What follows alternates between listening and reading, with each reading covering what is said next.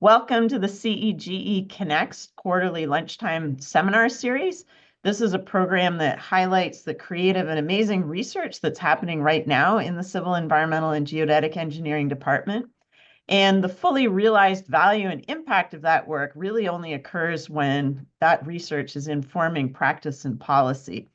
We formed this series as an opportunity for you to hear from faculty as they share their perspective on recent innovations that are relevant to practitioners. We're happy to reconnect with you today and to highlight that the CEGE department continues to be a resource for you after you graduate. Today, I'm pleased to introduce Dr. Patrick Bassal. He's an assistant professor in our department.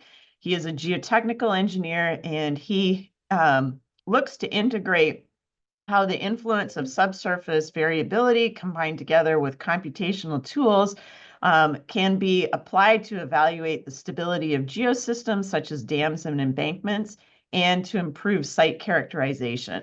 So today he's going to share how some of those approaches help to provide insight into soil liquefaction effects that were so critical in the 2023 Turkey earthquake.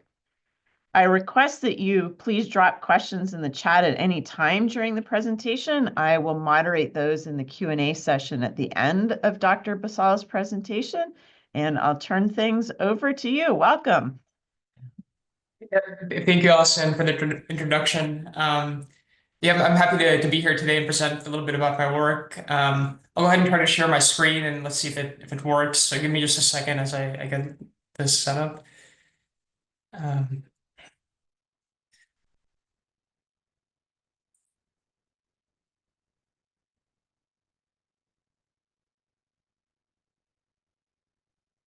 All right, can you all see the screen? Yes, thank you, Patrick. All right. Yes, it sounds good. Okay. Yes, so as Allison mentioned, I'm going to be talking about soil liquefaction effects and the recent earthquakes. Well, actually, not so recent. It's been almost 2 years now, but the earthquakes that happened in February of 2023 in Turkey. And so, yeah, just a little bit of background about myself. I'll just go through this quickly. I got my bachelor's degree at Cal Poly San Luis Obispo. I grew up in California, so most of my schooling is from California. I then got my master's at UC Berkeley, and I worked for 4 years as a consultant at Amec Foster Wheeler in Oakland and WSP in New York. And soon after, I decided I wanted to go back to academia, and so I got my PhD at Davis. And just 2 years ago, I started here at Ohio State as an assistant professor.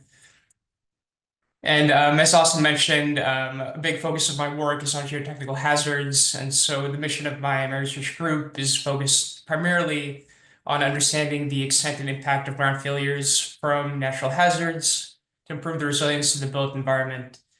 And some specific topics that my work involves is in documenting case histories from post-hazard engineering reconnaissance. That'll be a major focus of my talk today. Also looking at developing tools to better understand spatially variable soils and how those affect geotechnical infrastructure, improving ground information models for primarily earthquakes. That's been a lot of my past work in earthquakes, but also looking at cascading hazards that can come from earthquakes. And finally, there's a great geodetic group here at Ohio State, and so I've been getting more involved with the work that they do, and I've been trying to include remote sensing methods for ground deformation trends, and kind of bringing that into my own work. This is just a quick slide I had on some recent local research I was involved in. Obviously, there's no big problems with earthquakes in Ohio, but there's other ways that my tools can kind of come into play in integrating remote sensing for geotechnical problems and hazards. So this is one recent project I was involved in where it was through the Ohio DOT. We were trying to look at ways of integrating INSAR and LiDAR methods to better inventory their landslide database. They have a classification system for their landslide inventory, and so it's typically based on field classifications. So the goal of this work was to see if remote sensing tools can give better predictions of these landslide hazards. And this was a collaboration, and I recently presented this work at the OTEC conference last month. I was considering making my main talk on this work, but I thought this is still a very preliminary kind of thing we were looking into. So I thought the earthquake research might be like more interesting and something new. So. So the outline of today's talk and the main focus again being on liquefaction in Turkey. I'll give a little bit of background on what soil liquefaction is and past earthquakes. I'll then talk about liquefaction effects and flooding in Skinderin. And Skinderin is a city in Turkey that I'll talk primarily about, where a lot of our observations were. I'll then talk a little bit about the liquefaction-induced building settlement that we saw in Skinderin as well. And then I'll talk about lessons and some ongoing work, some ongoing research ideas that we're now looking into based on what we saw in Turkey. And much of this work is it's already been published, and our field observations have been documented soon after the reconnaissance mission. And so there's publications you can look into, or let me know if you're interested to read more about our findings. So much of this work is a collaboration among different universities in the United States and in Turkey. Much of this work was funded by GEAR, which is the Geotechnical Extreme Events Reconnaissance Association, and that group is funded by NSF. We also recently completed some site investigations in Turkey through an NSF Rapid grant. And we've been collaborating with primarily the Middle East Technical University in Turkey and some of the geotechnical engineering firms in Turkey to help collect data and analyze the results. This is a photo of on the left. That's the team that I was primarily part of from the U.S. And on the right, that's a photo of some of the Turkish researchers that we collaborated with when we were there in Turkey.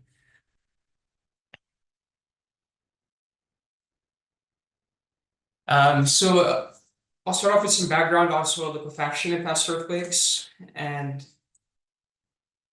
liquefaction is really defined as a phenomenon in which water-saturated soil, typically sands and silts, lose strength due to earthquake shaking. And this is just an animation of what's going on. So essentially, if you see what's kind of going on, like the soil grains, as you have earthquake shaking, your soil grains try to densify and contract. And as they try to contract, the water pressures within the soil will push back against the soil grains. And that as you lose as you get that pressure from the pore waters, your soil grains lose strength because of that loss in contact, and that leads to all sorts of problems that I'll go into. So just a few examples from past earthquakes. One phenomenon of liquefaction is sediment ejecta, and this is a primary thing that we look for in the field when we're trying to understand whether liquefaction occurred or it didn't occur. Oftentimes you see these manifestations of essentially sand boils. You have sand basically laid out on the ground, coming from some source underground. On the left is a photo from the 2011 Christchurch earthquakes in New Zealand, where you can see the cars parked along the street there are essentially like almost flooded, right, in sand and ejecta that came from underground. On the right is a photo from the earthquake in Japan, the one that also caused a big tsunami, the Tohoku earthquake. So we can identify liquefaction from sand boils, but a big occurrence can affect infrastructure that's caused by liquefaction is lateral spreading. So these are photos from different earthquakes, and you can see in the top left, the 95 Kobe earthquake.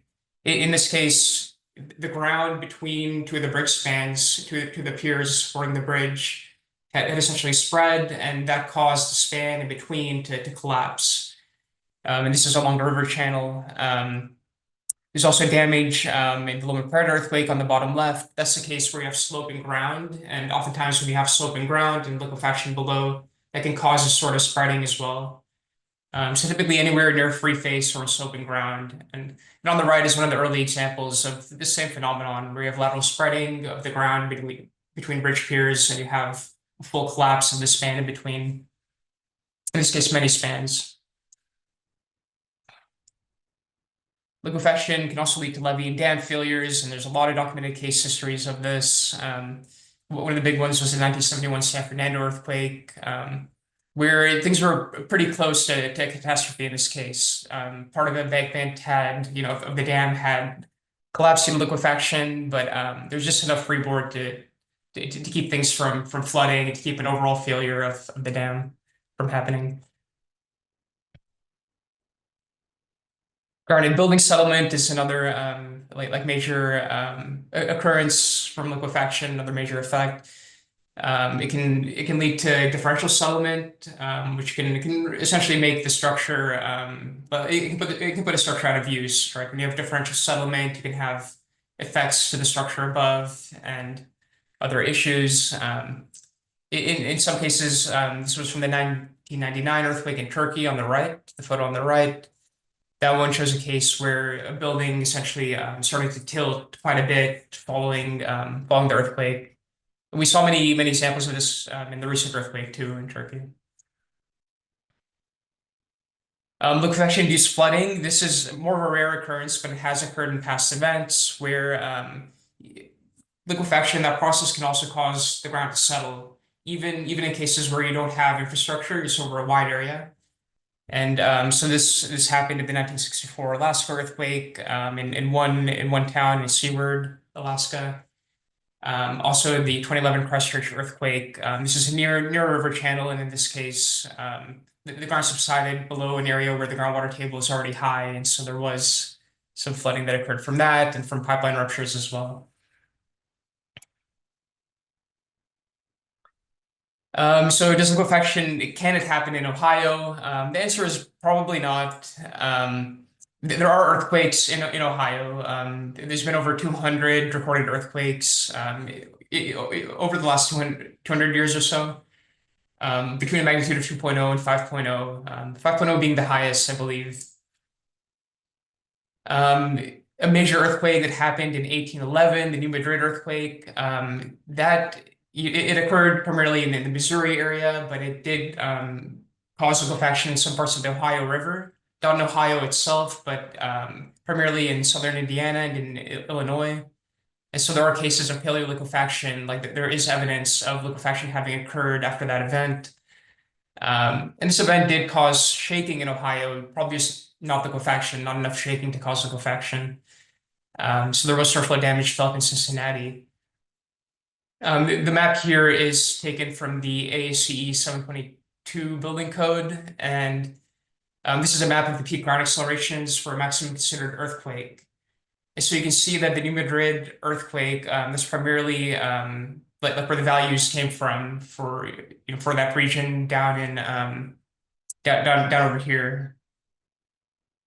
The New Madrid seismic zone has a PGA of up to 1.5 G, whereas central Ohio is much lower, between 0.07 to 0.1 G. So these are the values you'd use for design. And liquefaction, from the case histories of liquefaction occurring, typically, I don't think there's been any observations below about 0.12 Gs. So 0.12 is kind of like the cutoff where we've never seen evidence of liquefaction and anything below that. And so based on the design values here, I mean, things could get higher in Ohio, but again, this is based on predictions, right, and what's mapped in the building code. But typically you wouldn't design for liquefaction in Ohio, for most cases at least. So while it's not a local problem, it could be a major problem in other parts of the US and including areas nearby. So now that you have some background on liquefaction in general, I want to go into some of the effects on flooding in the town of Iskenderun. So I'll go into some observations of what we saw in Turkey. So Turkey is not due to earthquakes. There's some major faults that go throughout the country, and so the recent earthquakes in February occurred primarily along the East Anatolian Fault, and it's in an area that's complicated geologically and seismologically. There's three tectonic plates, the African, Arabian, and Anatolian block that kind of merge in one area, close to where the earthquake epicenters were. On February 6th, there was a magnitude 7.8 earthquake, and just a few hours later, 9 hours later, an aftershock occurred, a magnitude 7.5 event. And so those are the main events that we're referring to that did the most damage in Turkey. But there were several aftershocks, some of them being over magnitude 6 that also did some damage.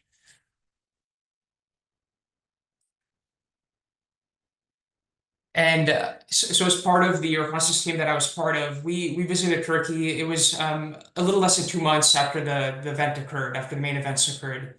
And we kind of followed on the advice of teams that went before us and recommended case studies that we should take a closer look at. And so initial teams did scouting, the overall, different cities throughout. Our main focus went to three cities primarily, and our goal was to document case histories of building settlement and lateral spreading, to essentially document it and get better data, get good measurements of what happened, so we can use it for research. And so we went to Antakya, Gulbashi, and Iskenderun, and I'll primarily talk about Iskenderun in today's talk. Just a little background on what we saw in Antakya. Antakya, it's a historic city. If you've heard of Antioch, this is essentially ancient Antioch. So today it's called Antakya. It's located in the alluvial valley near the fault rupture. There was a lot of building damage, primarily due to seismic shaking. This is close to the fault rupture, and so there was heavy shaking that did lead to a lot of structural damage. And so this was the most devastating city that we visited. Like a lot of lives were lost in the city, and obviously due to all the building collapses. And just like driving through the streets there, of course, there's a lot of streets that are closed, and all around you, you just collapsed buildings, and it really just looked like a battlefield. And there's like tent cities, like all over the place where people are living temporarily. And as I heard just a few months ago that there still are people living in tents, and that's something that hasn't. But things are improving with time, but I'm not sure how fast that improvement is happening in the area. I do know that they are rebuilding though, and ideally with stricter building codes.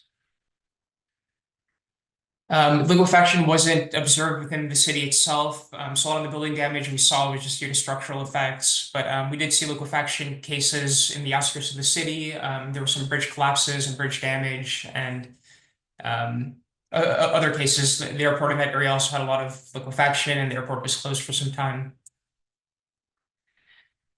Gulbashi, this is another time we visited. This was also near the fault rupture. It's a lakeside town, and it was affected by shaking from both events that happened on February 6th. There was a lot of building settlement and cases where buildings just rotated from that settlement. This was primarily due to either clay softening, a similar phenomenon to liquefaction, as well as liquefaction of primarily silty soils. The soils are all near that lake bed deposits, so they have a different character than what you might see in coastal areas or other areas. But again, a lot of interesting case studies as far as the lateral spreading and ground settlement. The main focus of my talk today is on Iskenderun, and just a little bit of background. It's a port city along the Mediterranean Sea. It's located in a low-lying alluvial floodplain. And the land in that area, it's primarily swampy, and development was slow in the area because of the swamps being there, and issues of malaria and other things due to the land just being essentially having a high groundwater table and being it's not being easy to build on essentially. It was affected by earthquakes in the 1800s, a couple of big ones that did some damage. There was documented damage from those events. And major urban developments took place later on. It was originally under Ottoman rule, but then during a period where the French kind of took over, they did some developments, and then more developments kind of occurred more recently in the 1970s. So it's a pretty big city today for being a small kind of port city.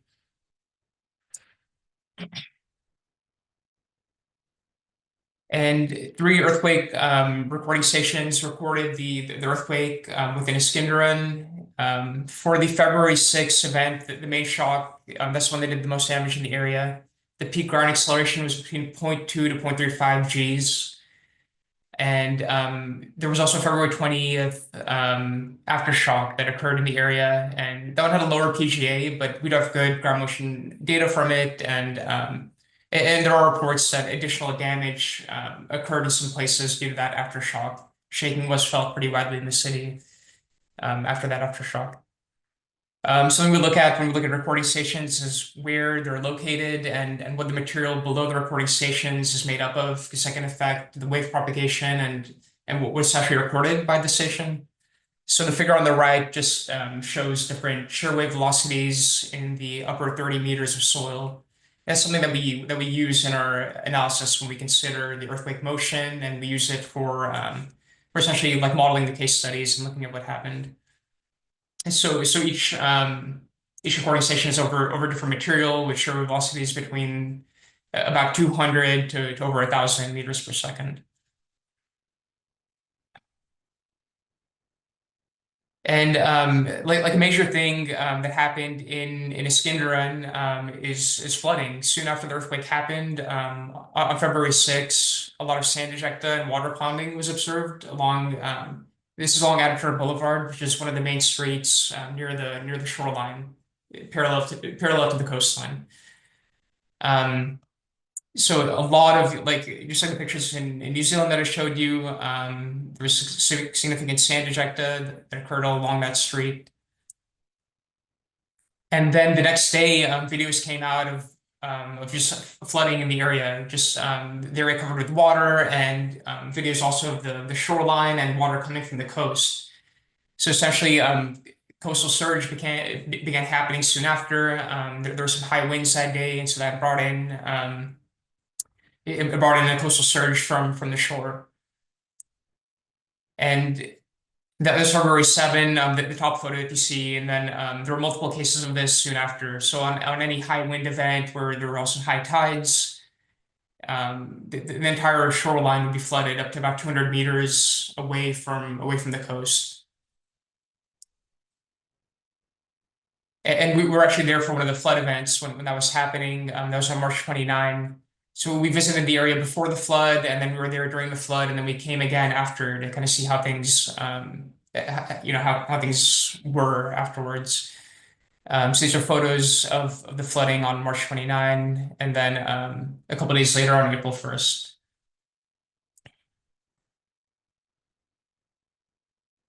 So the shoreline protection system in Iskenderun was affected. So in trying to understand, why this flooding occurred and what could have caused it. Because of the earthquake, there was settlement and lateral spreading along the seawall, and so there were even some. You can see some displaced stones from the rubble protection system from the rubble mound seawall. Also, the drainage and pump systems were damaged in that capacity, and soon after the earthquake, they ended up replacing the entire pump system. But that's something that essentially maintained the floodwaters. And in some cases, we could see that water flowed out of. This is one case. I took a video of this. Water flowed out of a drain as the tide was rising on March 29. And so that was during the flood event, as the floodwaters were coming in. The drains quickly became at capacity and it couldn't. And essentially couldn't drain the water, and instead we're letting water out the other direction, right, out of the drains.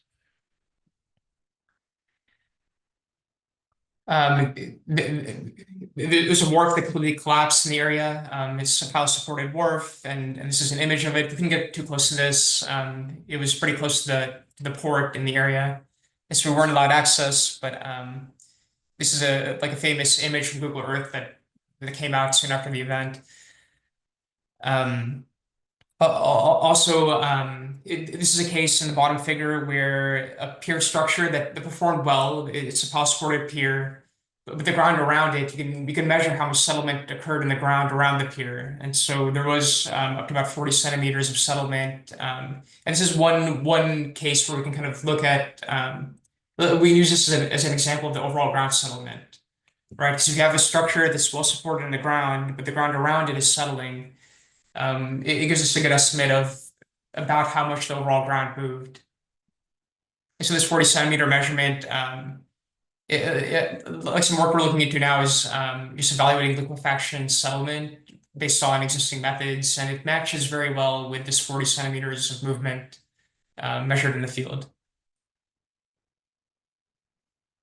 Building settlement was a big occurrence, so I'll get more into those details. But essentially, we had a lot of cases where the buildings punched into the ground some amount, but also the ground around the buildings essentially had this hogging deformation structure. And you can see the curvature in the bottom figure, and there are many effects of that it essentially it essentially caused deformations of nearby buildings too, not just the buildings to settle themselves. And I'll go into some of those details. There are many cases of seaward lateral spreading. And so these are some photos of ground cracks that occurred due to the spreading towards the shoreline, towards the seawalls.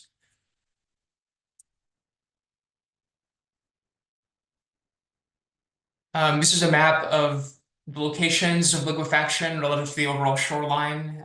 In green, the green shading, that's the extent of the of where we saw ground cracking due to lateral spreading. So it was pervasive throughout the entire shoreline area.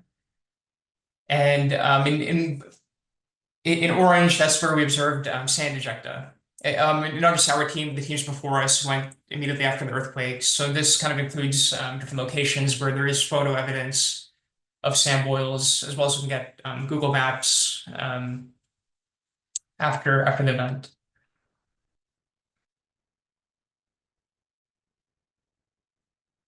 And from a recent work, we conducted cone penetration tests, essentially doing these geotechnical investigations to understand the soil, like the subsurface soil makeup throughout the region. So we conducted over 40 CPTs, and just a couple examples of those cone penetration tests and the data that we got from them so far. So this is one example located in an area where there was a lot of lateral spreading in this Yenisehir district. And in this case, there's a fill layer. If you take a look at the y-axis in the figure, before I go to that, this is the depth, right, in meters. And so in the upper about 3 meters, there's a gravelly fill material. And so we couldn't push the cone through that, but we did, like look at the soil samples and classify them.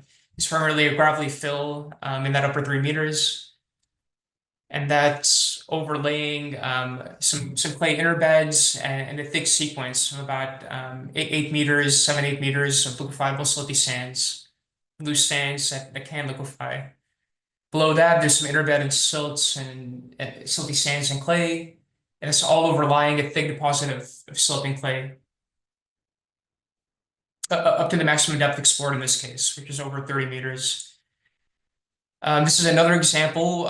This is where we saw a lot of building settlement and a very similar soil makeup. We had the fill overlying a thick sequence of liquefiable silty sand, then overlying interbedded silts, silty sands and clays.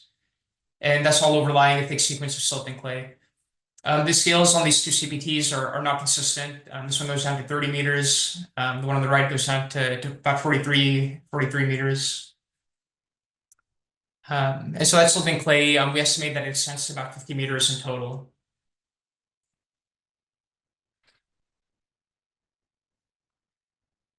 So to better understand the subsurface characteristics, the map on the left here shows it's a 1916 map of the shoreline, back in the day, and so we can use this to kind of get a sense of where the original shoreline was, because the land was reclaimed in the past 100 years, and so over time, things have developed and fill has been placed in these areas. And it's pretty common to see liquefaction in places where you have recently placed fill. So this gives us a sense of the extent that we might expect of liquefaction. And things do line up well with our observations as far as where fill was observed or where fill was placed. That's where we observed liquefaction.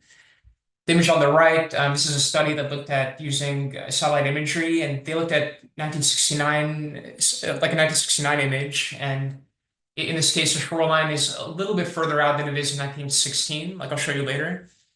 And that also correlates well, again, with some of the liquefaction observations in the field. And so this map overlays the two lines that are dashed, the two dashed black lines, show the 1916 shoreline and the 1969 shoreline. And you can see that progression of fill being placed and shoreline being extended over those years. And most of the liquefaction occurrences are in that area, but there are cases that occurred away from the shoreline too. So this is one potential, cause. A lot of the fill that I showed you and even material deeper than that might have been recently placed within 100 years, but it's something that we're still looking into. And one other interesting observation is the flooding. This is a blue line here. This is a flooding extent on March 29. And floods actually went even beyond the reclaimed shoreline, beyond the 1916 shoreline. So, while the reclaimed land and, settlement within that reclaimed land, liquefaction might be a cause for the flooding. The flooding did extend beyond that. So there may be other reasons too for the overall ground settling over this bigger area. Or there's other things we're looking into, like overall ground subsidence, that could be a cause for the flooding. Subsidence has been ongoing, but it might have been made worse by the earthquake.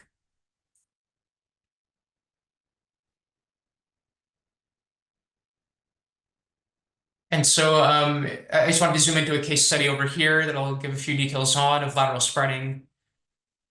This is a case where we measured along 3 transects. We essentially measured the lateral spreading based on the thickness of ground cracks and accumulating the thicknesses of those ground cracks. We can get an overall idea of how much the ground moved relative to the seawall. And in essence, by accumulating it, we can see how much the seawall itself moved forward during the earthquake. And so this is an area where it's a park area, Emmy Cladler Park. It's level ground. Seawall heights are approximately between 2 to 3 meters in that area. And so we measured 73 to 77 centimeters of lateral spreading at the left of the site at LS2 and LS3. And at the right side of the park, we measured up to 147 centimeters of movement. So these are photos of the area. This is at the left side of the site.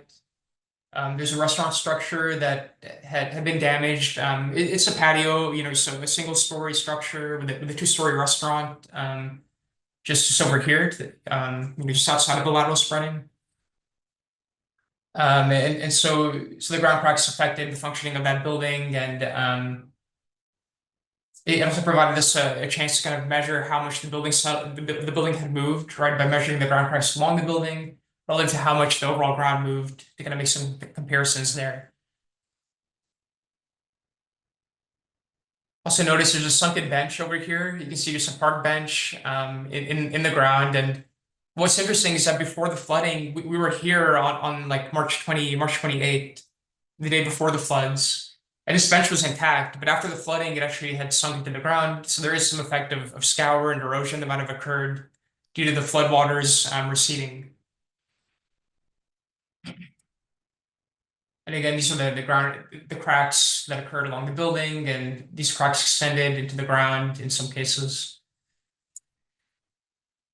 And this is a photo of the cracks in the ground that occurred at the other side of the park.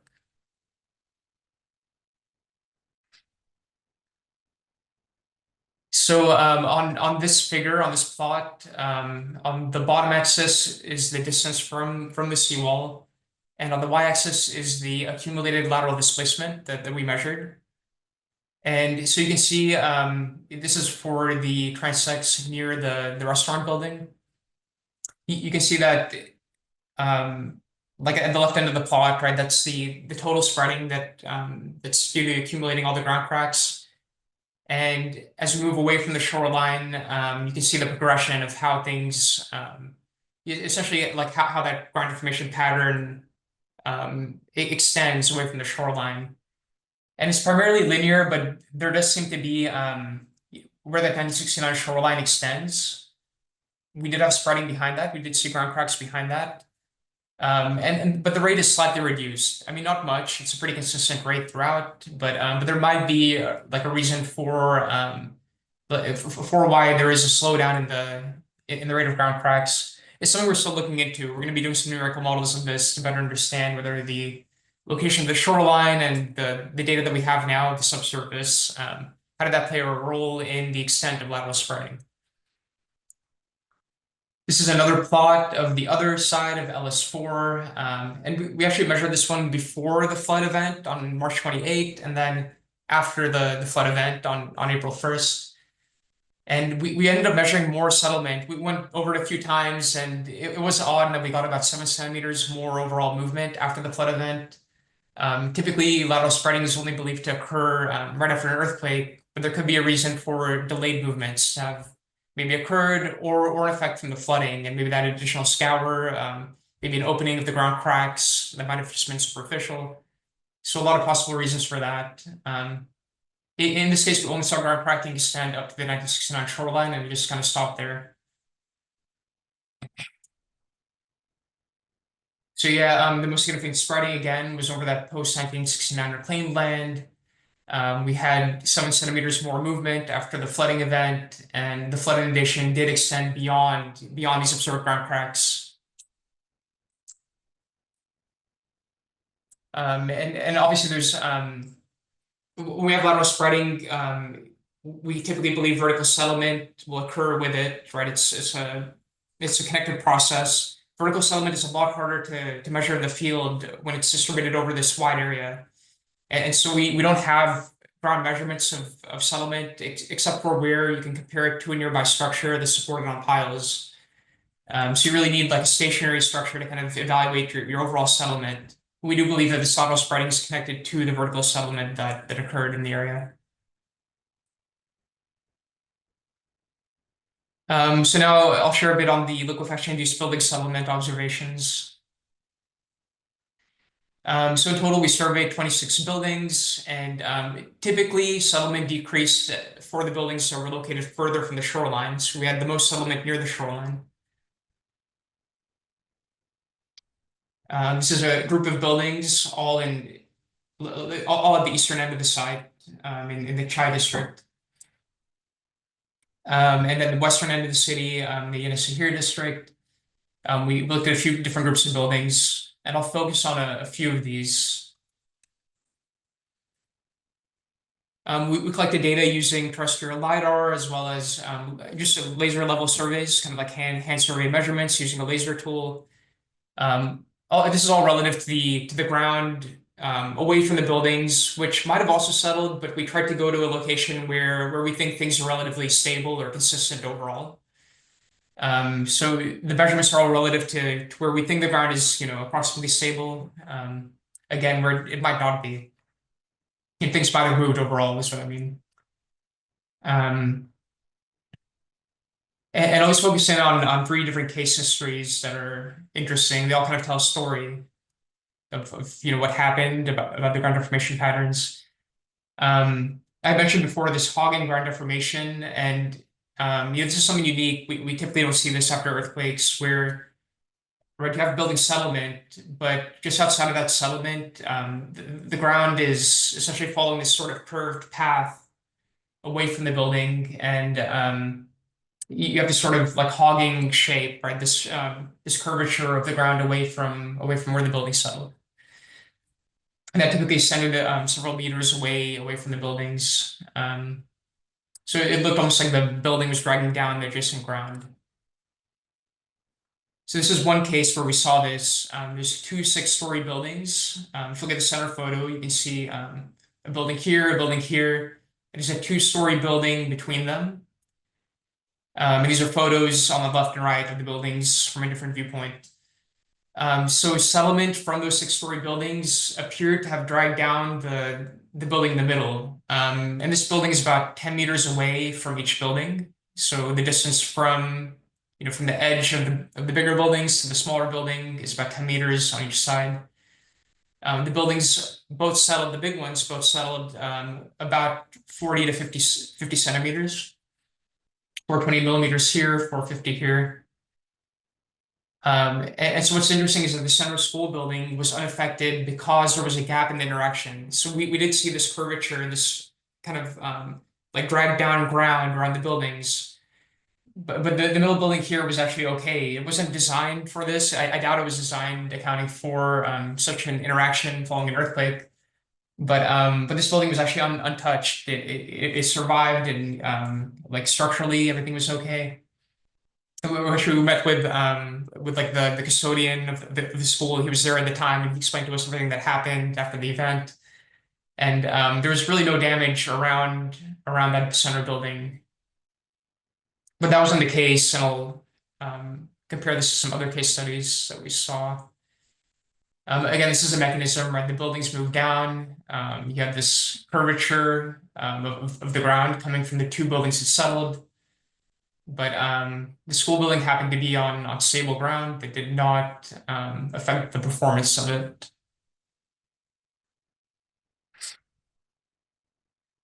This is just like a 3D view from the LiDAR scanner of damage in this area. This is a group of 4 buildings in the Chai district. This is the area that's on the eastern end of Iskenderun. And in this case, you might not see it well from the 3D photo, but let me just pause it here. You can see that floodwaters are kind of remaining in this area. This was like, I think 2 or 3 days after the flood event on March 29. And so you can see the floodwaters still remaining because the ground around the buildings had settled quite a bit. So things are pooling in that area. And the ground overall does have this hogging deformation shape as well. And so these are some of the LiDAR scan data that we have.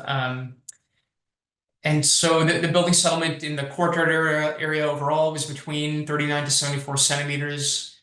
And the LiDAR shows hogging ground deformation occurring across the courtyard. And so we were able to kind of track this deformation pattern from those surveys. And the ground deformation pattern, it's consistent with the idea of having hogging, but also our thought, just based on correcting the data, is that there is an overall movement of the ground in the center of about 10 centimeters. So based on our measurements, we believe that the overall ground had moved down in the middle of the buildings due to that interaction.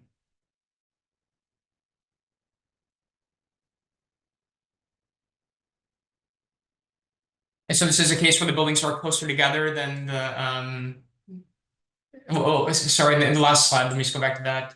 The buildings are closer together than the 2 6-story buildings from that kindergarten school. So this is a case where we think the ground had deformed due to the interaction, and so you have this overall settlement in the middle. Right, so this is a case, this is the final case here, case history 3. This is for a hookah lounge building that was sandwiched between, again, two higher buildings. In this case, I think they were both like 5 stories, or a 5 and a 6 story. And in this case, the building on the left had settled by up to 40 centimeters at this edge. And the building on the right had settled by up to 51 centimeters at the corner over here. And so that overall deformation had caused the center building to essentially also deform, and there were a lot of structural issues with that center hookah lounge building. Tension cracks were observed along the flooring, and obviously the facade was damaged, and this building was later demolished.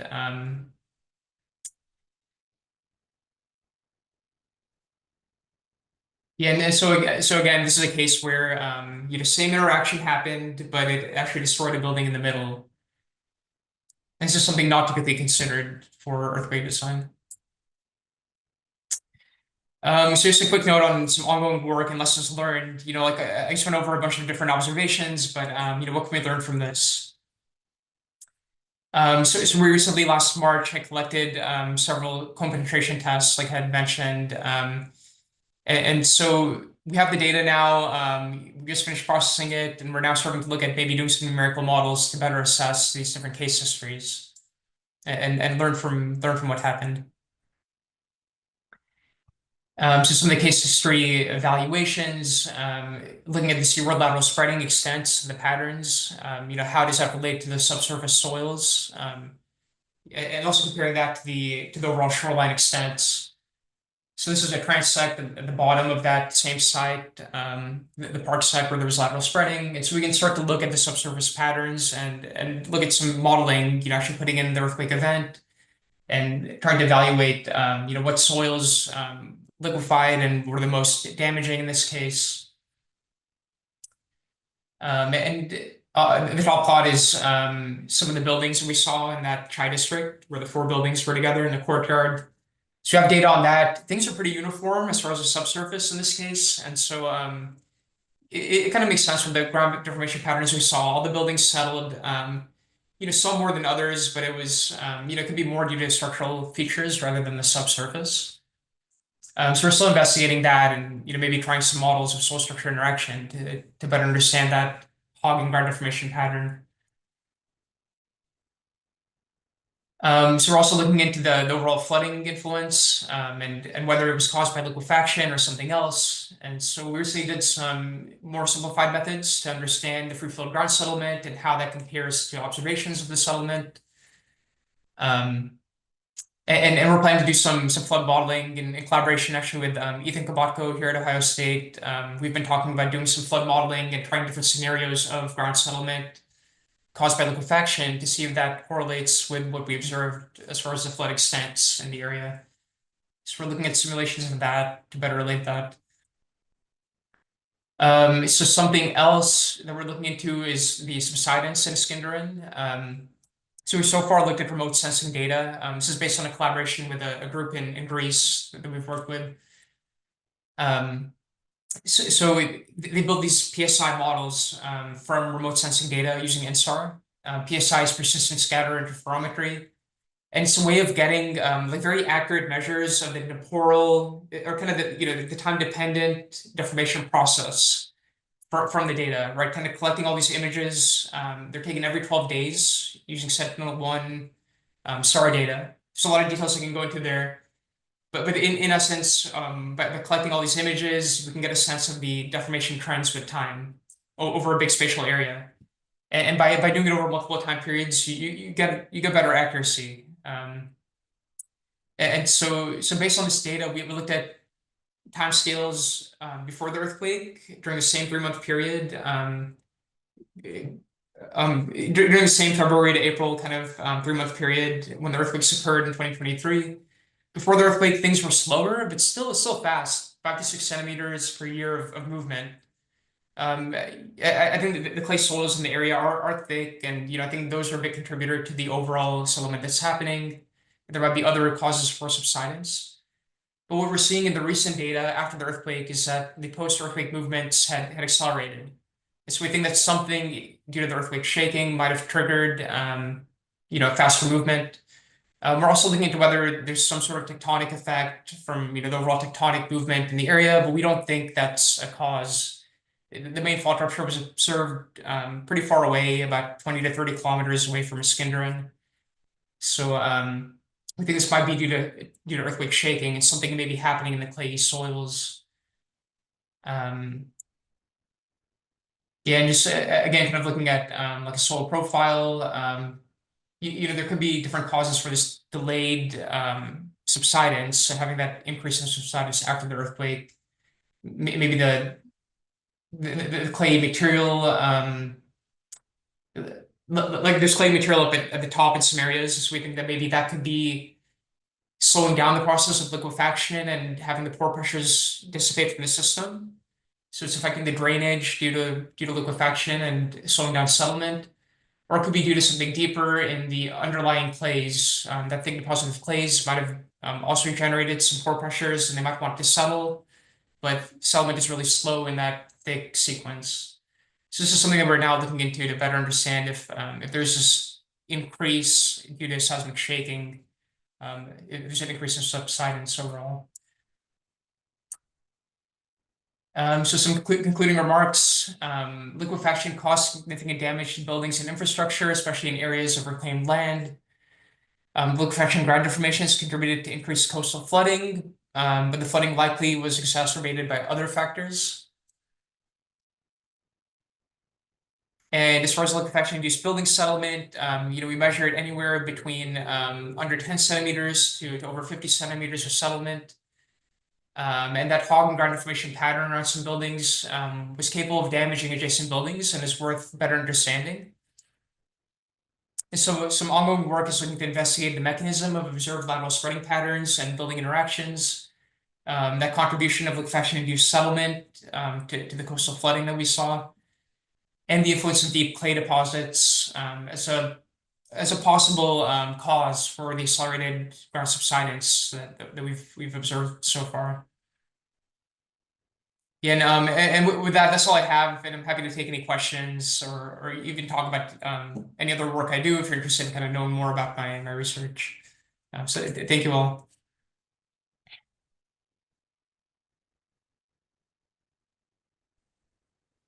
Thank you, Patrick. I invite folks on the call to either put questions in the chat or use the raise hand function. We can get.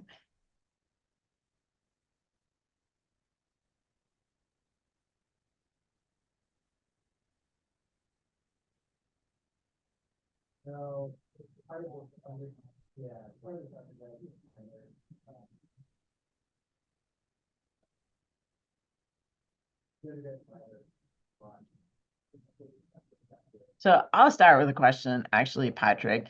So based on kind of the type of work that you've done, and I guess maybe specific investigations and things that you've learned from these sorts of case studies, how might this inform having stronger protections, I guess, in other areas, or identifying regions which may be particularly susceptible to damaging impacts from earthquakes? Yeah, I mean, we're looking at a lot of details, right? Like this research kind of shows, like the observations we saw, like some of the observations we saw are pretty typical, and a lot of building codes now in the U.S. account for liquefaction, and so that is already a major part of what's being considered. But I think there are cases where there's like what we saw with the ground deformation patterns and kind of that was a very unique kind of thing, and so there's still a lot that we don't really understand about how liquefaction affects infrastructure. So I think that's one like kind of like major area that this is why we still go to earthquakes. Why we visit sites after earthquakes to learn from them. Like there's always new patterns that kind of emerge and have us re-question the methods that we're using now. Oftentimes we design very conservatively for this, and in some cases maybe we don't need to. So a lot of this is just kind of fine tuning, what we already know, and trying to kind of improve the practice, better understand kind of the patterns and extents now of deformation. Does that kind of answer your question? Yeah, thank you. There's a couple of questions have come in too from the audience. Rudy Frizzy is asking in the chat, the current settlement rates from INSAR data appear relatively high. What are some of the approaches being followed in restoring infrastructure to accommodate these magnitudes of movement? Yes, it's a good question, and I mean it is an area. After we looked at the data, we were surprised to see over 5 centimeters of movement on average, per year. And so that is quite high. I know that they recently rebuilt the seawall, so that's one of the major improvements that they've done to kind of like stop some of the flooding effect. But otherwise, I'm not too sure if they've done other measures. They've also put in like a new pipeline system to like a stormwater drain system, a pump to kind of help with the flooding, kind of keep the floodwaters out. But yeah, aside from the stormwater system and the seawall, I'm not sure if they've done it. I'm not sure what else they've done. I mean, they're obviously rebuilding after the damage from the earthquake. But yeah, part of it is also still understanding whether we have this increased rate of subsidence that's going to be ongoing or if it's going to stop after some time. So we're still trying to understand kind of the cause of that increase as well. But yeah, as far as the general subsidence, I'm not too sure if they're doing much else about it. And there's a question from Mehedi Amin. Do you have SPT or CPT records before the earthquake event? And then a second question of how did they predict liquefaction potential of the area? Yeah, it's a good question. So actually, there are CPTs, or sorry, we have borings with SPT data from before the earthquake. And recently we collected, right, like last March, we collected a whole bunch of CPTs in the area. So we now have a lot of cone penetration test data to kind of go with that. And we've done simplified methods to kind of see, existing methods of liquefaction, empirical-based methods to see what they predict. And what's interesting is that the settlement at least does line up with what we saw in the field. There is about 50 centimeters or so of overall ground settlement. And we're also looking at methods that include the effects of buildings. And those are methods that aren't, some are now being used in practice, but there's still a need to refine those methods. And those are correlating pretty well. Some of the recent work from like Jean Bray, Jorge Macedo, they were also part of the team that I joined. And so they've had these existing methods. And so now they're primarily looking at kind of refining those empirical methods.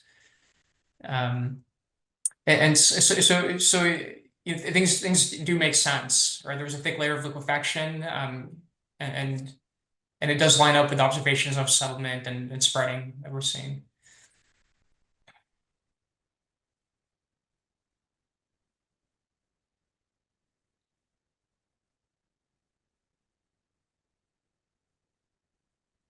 I'm happy to take any other questions if there are. Okay, so I see from Rudy Frizzy on slides 30 and 31, the horizontal scale on the right-hand plot says SBT. Oh, okay. I can pull that out. I stopped sharing my screen, but let me see if I can bring that back up.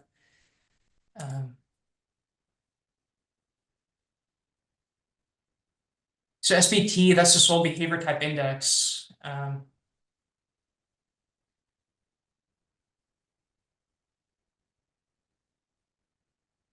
Might be a faster way to do this, but okay, here we are.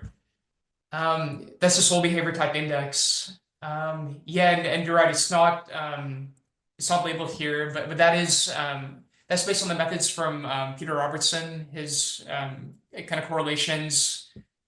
He has different relationships, right, for getting the soil behavior type index. This is based on his 2010 or 2009 relationships. So this is just dividing, based on what you read from the CPT probe, right? You're pushing the CPT probe in the ground.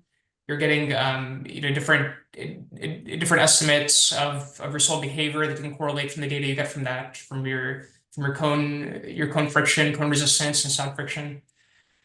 So the SPT in this case is just kind of grouping it based on one of those correlation charts and essentially assigning different soil types, right? I'm sure, Rudy, I'm sure this is something that you know well, but in case there's others on the call who don't know about CPT testing as well.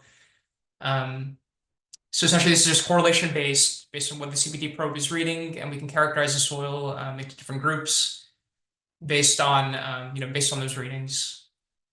And so there's variation within the overall lenses that I pointed out, right? So these are kind of the overall groups of soils, but for example, the liquefiable silty sands range between an SPT of 6 and an SPT down to 4.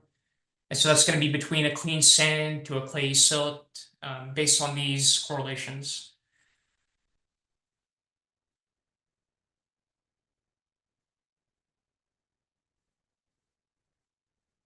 So does that help answer the question?